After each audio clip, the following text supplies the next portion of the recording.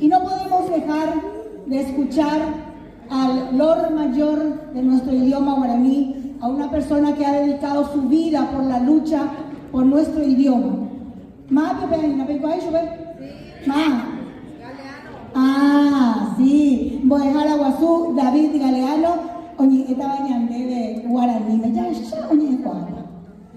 Veníamos a la Luzada, Maite, por el para el Pepe, estaba ya para el PM, a ver, me Caraí, cuña Caraí, mitad cuñá, mitad Cariaquí, mitad cuñá. Yo para ver, te abre a Ape, y anda a tirar boca a Rubén.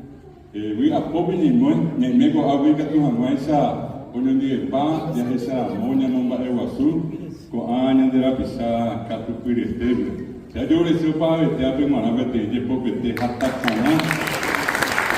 El número de que ya le cuadro abre, y pensa que cantina va a pua, ya no están a papi, está de ahí a tu vida, o gata, o le pori pitino, vete interiores, ahora por apeando que se iba a ir de cotería, coite no va a Guazú, ni ande para Guayocuera, ya yo el saco ahí, namo, a ver no hay, o a ver yo ni ande, y por el tiempo que brecoa, ni ande hoy de cotería, ara, llamo Genacua, llamo Barete, llamo tu Isabel, ni ande reco, ni ande ni ha, tu pecuero, o ni ande ni tan ponente, pero mala para el día, a que ni mea, ya quiero hanya ni nandu ponente rei ya evo ya de Paraguayo ma pensamos que me se nuera estaba para mí ani que penicane con ara que ñaño muy rumba y que tu jamás ya mon barete con ya ne